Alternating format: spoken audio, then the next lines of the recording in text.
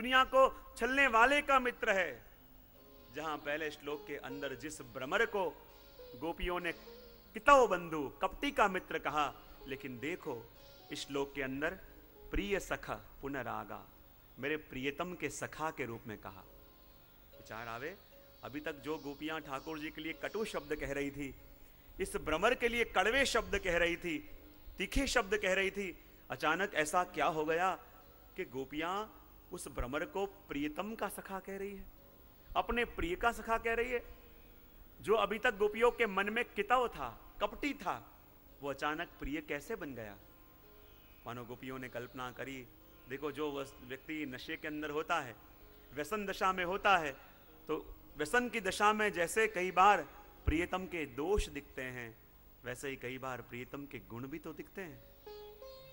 और जैसे ही भ्रमर को बहुत बहुत गालियां दी गोपियों ने, और गोपियों ने सोचा कि श्याम सुंदर को दी इतनी गालियां ये भ्रमर सह नहीं पाया होगा, और उड़ते उड़ते श्याम सुंदर के पास गया, और श्याम सुंदर के पास जाके वो भ्रमर कहने लगा, देखो श्याम सुंदर, आप तो कहते थे कि ये गोपियां मेरी आत्मा हैं, ये गोपियां मेरा ही स्वरूप हैं, ये गोपियां मेरा सर्वस्व हैं, लेकिन देखो तो सही श्याम सुंदर, जिन गोपियों को आप अपनी आत्मा कहते हो, जिन गोपियों को आप अपना सर्वस्व कहते हो, जिन गोपियों को आप अपनी पूंजी कहते हो, वो गोपियां तो आपके लिए कैसे कैसे कटु शब्द बोल रही हैं। उनमें न तो कोई भाव है, उनमें न तो कोई समझ है, उनमें ना ही कोई विवेक है। गोपियों ने समझा कि ऐसा जाके भ्रमर ने श्याम सुंदर के आगे जाके कहा कि आपकी गोपियां तो ऐसी हैं जिनके अंदर विवेक नहीं है, आपकी गोपियां तो ऐसी हैं जिनके अंदर मुझे तो प्रेम का एक बूंद नहीं दिखता, आपकी गोपियां तो ऐसी हैं जिनमें किससे कैसे बोला जाए, किसके लिए कैसे शब्द का उपयोग करना, ये विवेक भी नहीं है, और आप उन गोपी के लिए कह रहे हो कि मेरी है, मेरी है, मेरा सर्वस्व है। और गोपियों ने समझा कि जब भ्रमर ने जाके हमारी फरियाद श्याम सुंदर के आगे जाके करी और कहा कि जिन गोपियों को आप अपनी आत्मा मानते हो, उस गोपी ने तो आपको गालियां दी, और उसी समय श्याम सुंदर ने भ्रमर को रोक दिया कि हे भ्रमर, तू चुप हो जा, खबरदार मेरी गोपियों के बारे में एक भी शब्द का उपयोग किया है तो। मेरी गोपियां मेरा सर्वस्व हैं, मेरी गोपियां मेरा आत्मा है, मेरी गोपियां मेरे प्राण हैं। और जब भ्रमर को ऐसे शब्द श्याम सुंदर ने कहे, ऐसे फटकारा, ऐसे रोका और कहा कि तूने मेरी गोपियों के बारे में ऐसे शब्द कहे क्यों, जा ऑफिस और जाके मेरे गोपियों के चरणों में गिर के माफी मांग, क्योंकि मैं सब कुछ सहन कर सकता हूं, फिर मेरी गोपियों के बारे में कोई कुछ बोले ये मैं सहन नहीं कर सकता। और जहां ये अनुभव गोपियों को हुआ और लगा, अरे हम बेकार में सोच रहे थे कि श्याम तो हमको भूल गए, श्याम ने अपनी प्रीत भुला दी, लेकिन देखो तो सही, जब भ्रमर ने जाके हमारी फरियाद श्याम सुंदर से करी होगी, और उस समय श्याम ने हमारा पक्ष लिया, हमारा पक्ष ग्रहण करके भ्रमर को रोक दिया कि खबरदार भ्रमर, जो मेरी गोपियों के बारे में एक भी शब्द तू बोला है, खबरदार भ्रमर, जो मेरी गोपियों के लिए एक शब्द का उपयोग भी तूने व्यर्थ किया है, क्योंकि मेरी गोपियां मेरे प्राण हैं, मेरी गोपियां मेरे रोम रोम में बसी हुई हैं, खबरदार तूने ऐसे शब्द बोले। और गोपियों की आंखों में आंसू आ गए, अरे जिस शाम को अपन ने कितना कितना खरा खोटा सुनाया, लेकिन फिर भी जब भ्रमर फरियाद करने गया और श्याम ने हमारा पक्ष लिया, यानी श्याम हमारे प्रिय हैं, श्याम आज भी हमको भूले नहीं हैं, श्याम आज भी हमारे प्रियतम हैं, और जितने प्रिय हम श्याम को हैं, हमारे श्याम को इतने ही प्रिय हम भी हैं।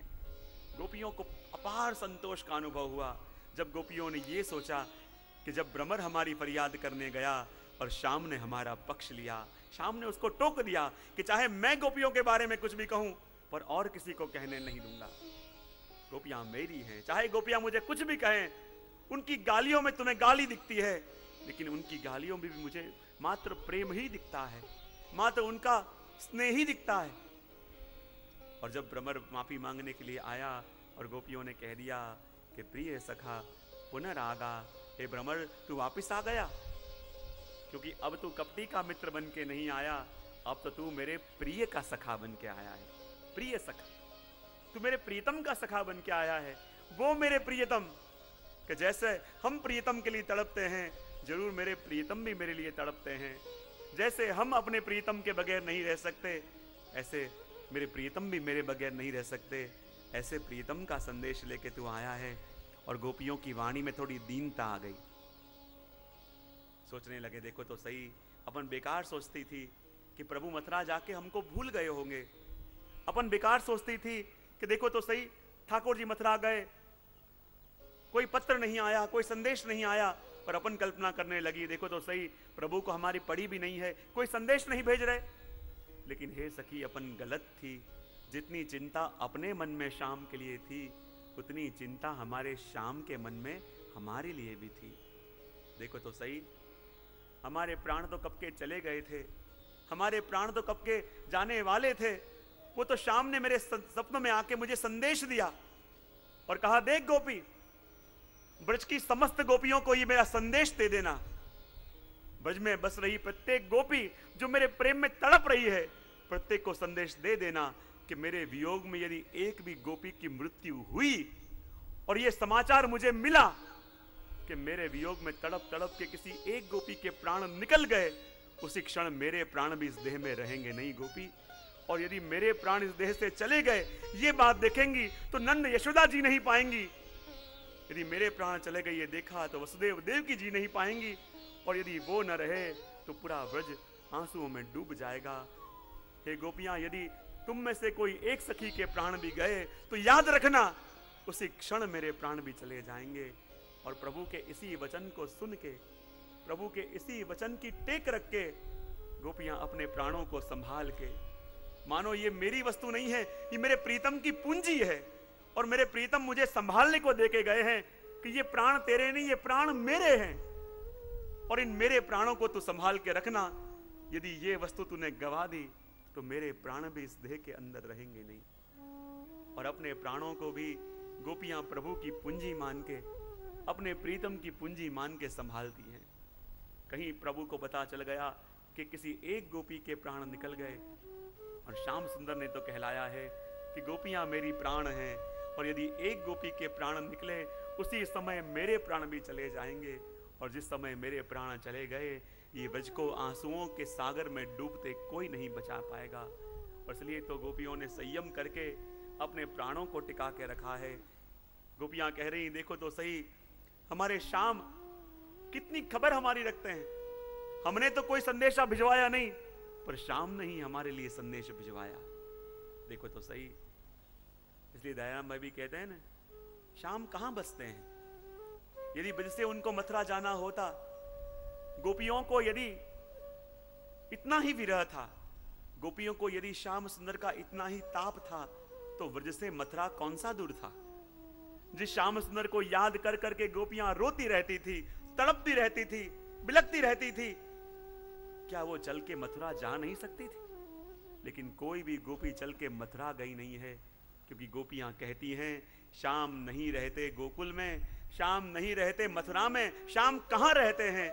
तो कहा, निश्चय नाम महल मां वसे मारो आलमो। जो गोपियों का निश्चय था कि मेरे श्याम हमारे हृदय में हैं, मेरे श्याम मेरे पास हैं, मेरे श्याम मुझे देख रहे हैं, मेरे श्याम सदा मेरे संग हैं, ये जो निश्चय था, इस निश्चय रूपी महल के अंदर श्याम बसते हैं। और इसलिए तो गोपियां कभी भी ब्रज को छोड़ के मथुरा प्रभु को मिलने के लिए नहीं गई, क्योंकि प्रभु कह के गए थे कि मैं जरूर आऊंगा। और इसी एक वचन के ऊपर गोपियां पूरा समय व्यतीत करती हैं। और इसलिए तो कह दिया कि देख भ्रमर, तू और कोई नहीं है, तू तो मेरे प्रिय का सखा है। और ऐसे प्रियतम, ऐसे प्रिय कि जिनका नाम लेके भी अपने रोम रोम पुलकित हो जाएं, जिनके दर्शन करके भी ये नेत्र को लगे कि ये नेत्रों को उनका फल मिल गया। और देखो तो सही, ऐसे प्रीतम जब मुझे संदेश लेके भेज रहे हैं, ऐसे प्रीतम का तू संदेश लेके आया है, यानी तू भी अब मेरे लिए इतना प्रिय है कि जितने मेरे प्रियतम। क्योंकि प्रीतम की पाती लेके आया है, प्रीतम का संदेश लेके आया है। और जिस संदेश के अंदर प्रियतम का प्रेम घुला हुआ हो, जिस व्यक्ति में प्रेम घुला हुआ हो, उसकी बराबरी कौन कर पावे। मैंने कहीं सुना था कि एक राजा कहीं से जा रहा था, उसने देखा कि वहां एक युवान खड़ा है, और युवान ने ऐसी सुंदर पाग पहनी है, और उस पाग का रंग ऐसा सुंदर कसूम्बल रंग है, और ऐसा सुंदर रंग की पाग उसने देखी। राजा कहने लगा, हे युवान खड़ा रहे, मुझे बता ऐसी सुंदर रंग की पाग तूने कहां रंगाई? युवान कहने लगा कि इस नगर के बाहर ही एक रंगरेज स्त्री रहती है और वो कन्या ही रंगने का काम करती है और उसी ने मेरी पाग रंगी। राजा कहने लगा, ये कैसा सुंदर रंग है, ऐसे कर मुझे भी वहां ले जा और मेरे लिए भी बराबर ऐसा ही रंग लेके बराबर ऐसी पाग तैयार करवा। और जब राजा उस युवान के संग उस स्त्री के वहां आया और कहा कि जैसा रंग मेरे लिए लिया बराबर ऐसा ही रंग इनके लिए लेना, और जिस तरह मेरी पाग रंगी बराबर उसी तरह ये राजा की पाग भी रंगना। और राजा की पाग रंगने के लिए जितना रंग उसमें लिया उतना ही रंग लिया।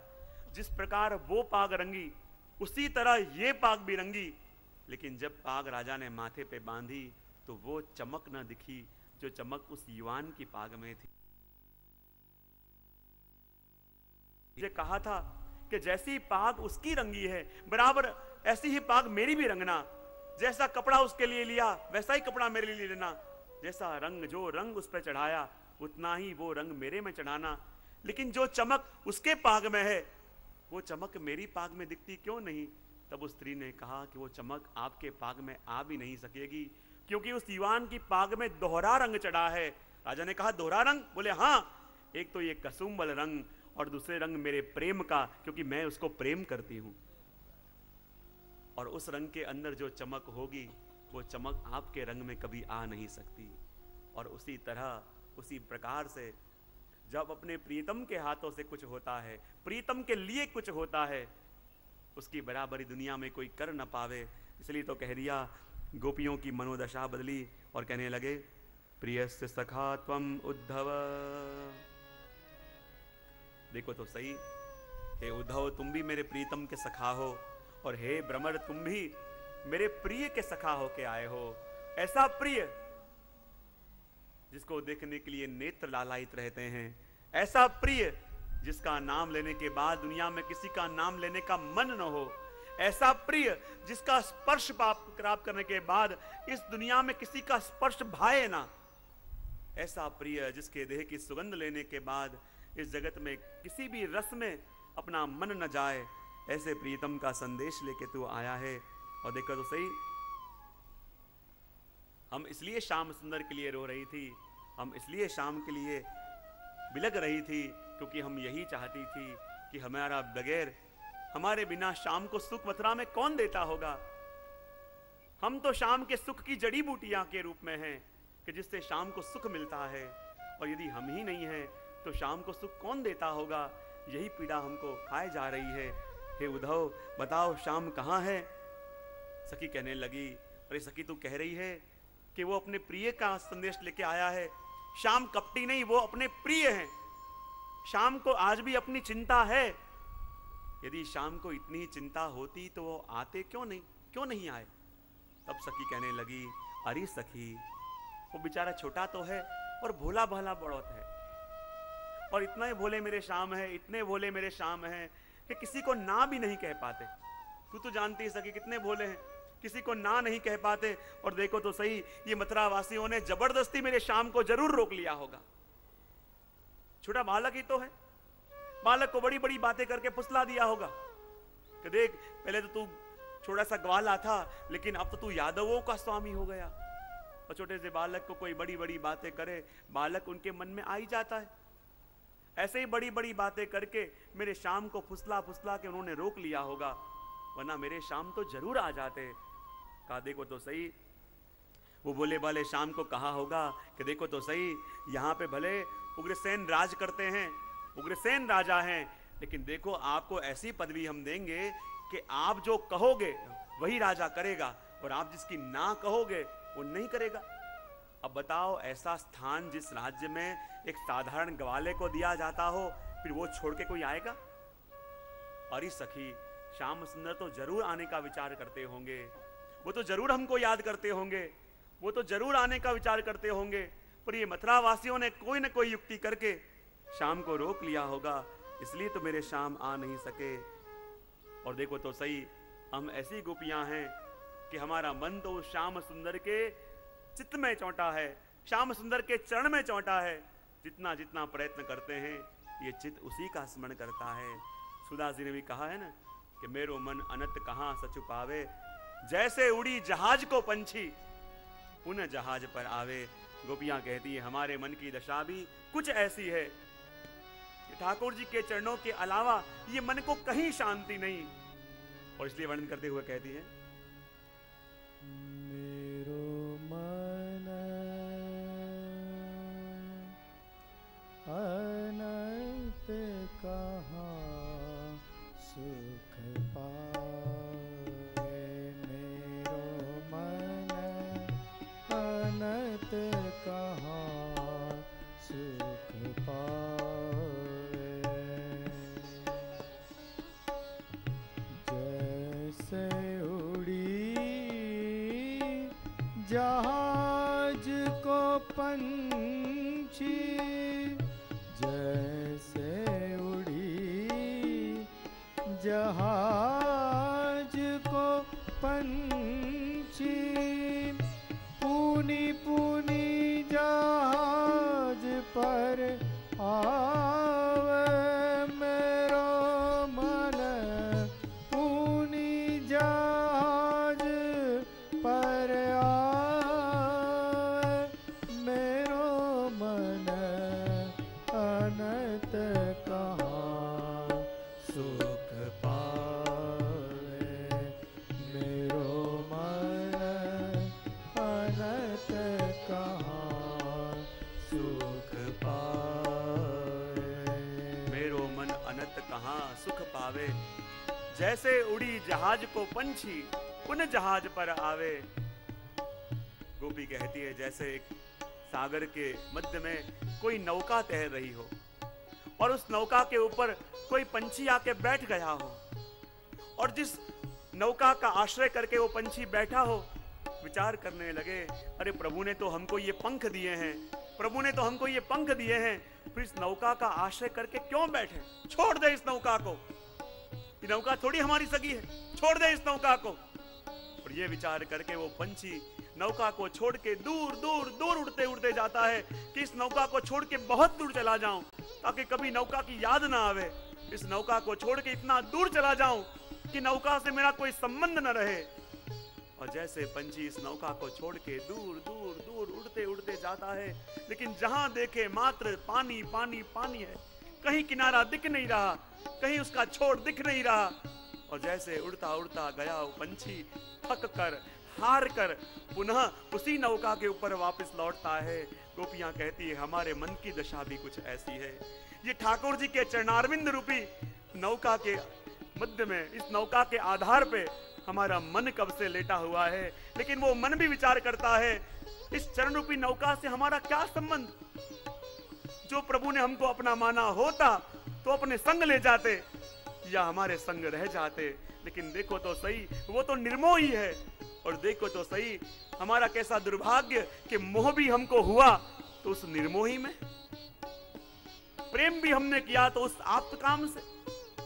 देखो तो सही, इसलिए शाम का स्मरण नहीं करेंगे, प्रभु को याद नहीं करेंगे, ऐसा कोई कार्य नहीं करेंगे जिससे शाम की याद आ जाए।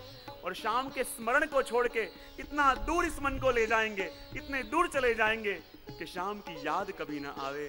लेकिन जैसे वो पंछी उड़ता उड़ता जाए, जहां देखे पानी पानी पानी दिखे, सागर सागर सागर का जल ही दिखे और कुछ दिखे ही ना, कोई अंत ना दिखे, कोई छोर ना दिखे, और हार के थक के पुनः वो पंछी उसी नौका के ऊपर लौटता है। ऐसे गोपियों का मन रूपी पंछी विचार करता है कि इस ठाकुर जी के लीला को छोड़ के, इस ठाकुर जी के स्मरण को छोड़ के कितने दूर चले जाएं कि प्रभु की याद कभी हमको पीड़ा ना दे। लेकिन ये मन भी जब उड़ता उड़ता जाता है, जहां देखता है वहां प्रभु की लीला सागर का ही दर्शन होता है, जहां जाता है प्रभु का लीला सागर ही विहार कर रहा है, जहां देखें वहां श्याम दुखें, मधुवन के वृक्षों को देखें और वृक्ष देखते ही ऐसा लगे कि जितने भी वृंदावन के वृक्ष हैं सब नीचे की ओर दृष्टि करके खड़े हैं, मानो कह रहे हो कि हमारे प्रत्येक के नीचे श्याम खड़े होके बंसी बजाते हैं और इसलिए उनको छाया देने के लिए हम झुक जाते हैं। जितनी वृंदावन की लता पताएं हैं नीचे पड़ी हुई हैं और बार बार उसमें फूल खिल जाते हैं, और जब जब भी अनायास उसमें पुष्प खिले, इसका मतलब ठाकुर जी के चरणों का स्पर्श उनको प्राप्त हुआ है।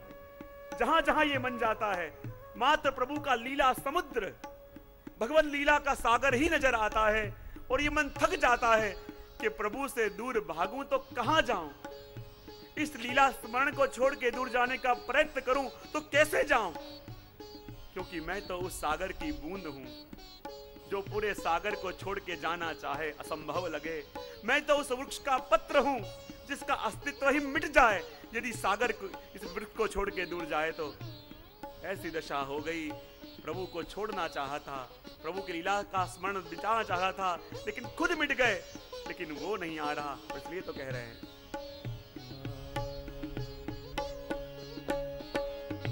कमल नयन को छाड़ी महात्म, कमल नयन को छाड़ी महात्म, और देव को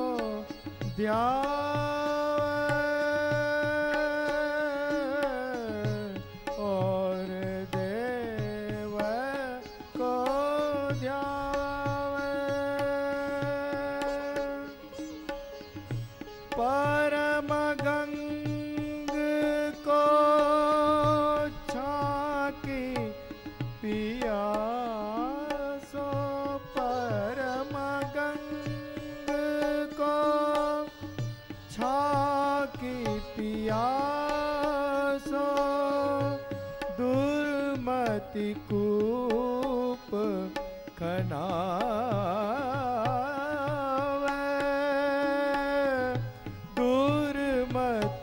कूप खनावे, मेरो मन अनत कहाँ सुख पावे, मेरो मन अनत कहाँ सुख पावे, मेरो मन अनंत कहाँ सुख पावे।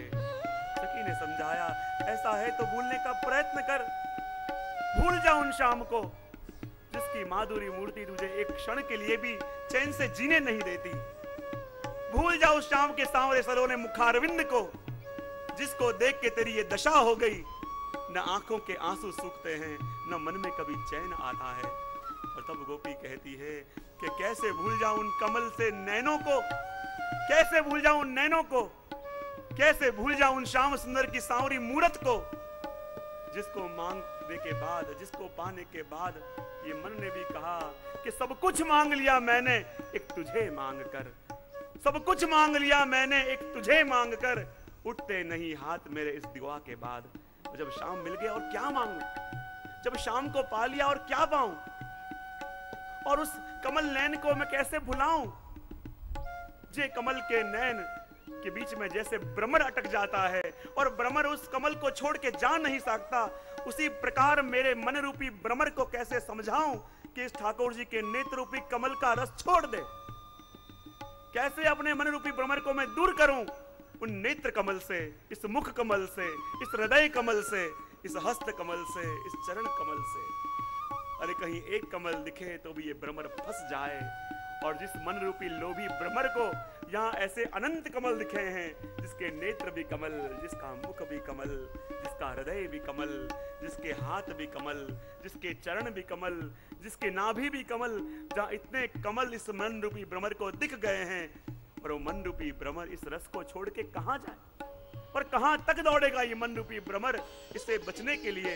जहाँ जाएगा उसे वही सांवरी सूरती मूरत, वही श्याम सुंदर का स्वरूप आकृष्ट हो जाए। क्योंकि जब शाम के दर्शन करे तो शाम के दर्शन करने के बाद हमको लगा कि अभी तक तो ये नेत्रों का हम बोझा ढोते रहे, अभी तक तो ये नेत्रों का बोझ उठा के हम घूमते थे, लेकिन जब श्याम सुंदर के दर्शन हुए तब पता चला कि ये नेत्रों का धारण करना आज सार्थक हुआ। अभी तक तो ये बोझ थे, जब तक श्याम सुंदर के दर्शन न हुए थे, लेकिन जब ये नैनों को ये सौभाग्य मिला कि प्रकट प्रभु के दर्शन हमको हुए, तब लगा कि ये नेत्र अब सफल हो गए, ये नेत्रों का धारण करना सिद्ध हो गया कि जब इन नैनों से हमने श्याम सुंदर के दर्शन करे। इसलिए तो कह रहे हैं, जी मधुकर अम्बुज रस चाख्यो, जी मधुकर अम्बुज रस चाख्यो, कर्यो करिल फल भावे, कर्यो करिल फल भावे,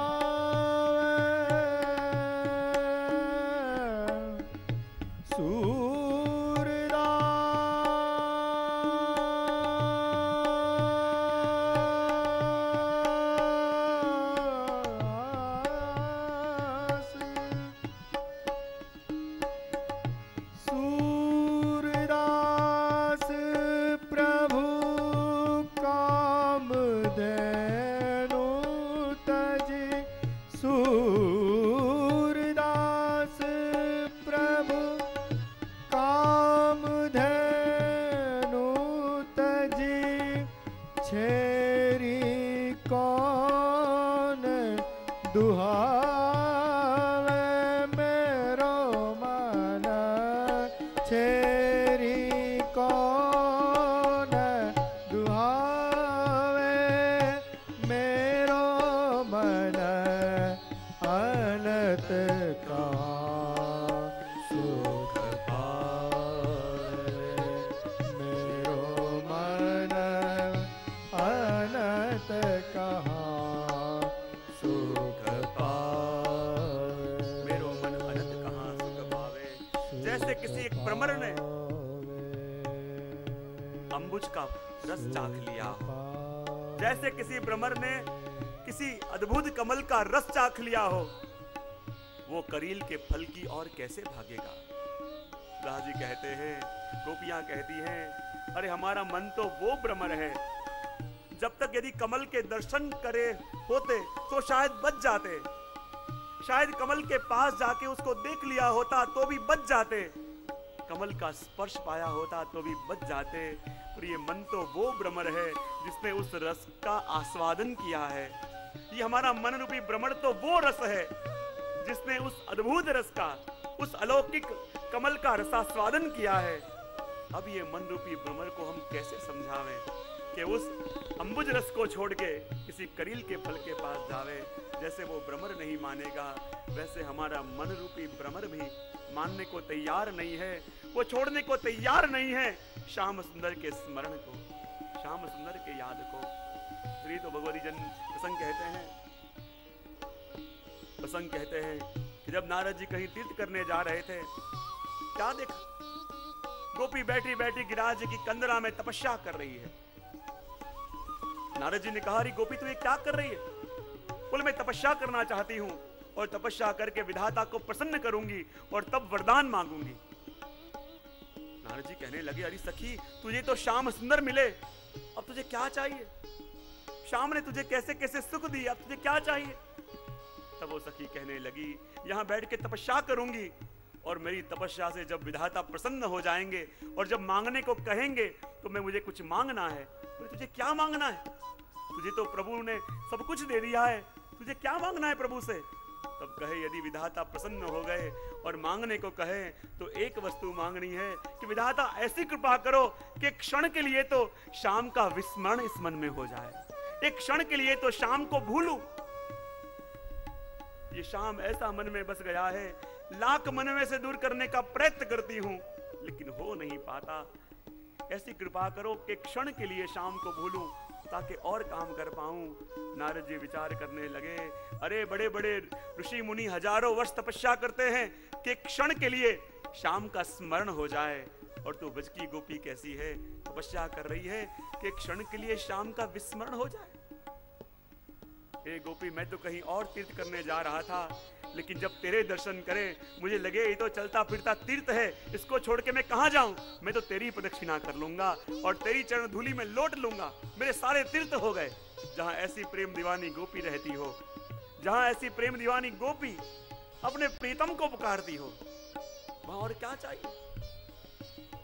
और वास्तव में गोपी का स्वरूप, राधा जी का स्वरूप ही तो क्या है, वो स्वरूप ही प्यास का स्वरूप है। प्यारी जी को रूप मानो प्यास को ही स्वरूप है। राधा जी का, गोपियों का रूप ही प्यास का है।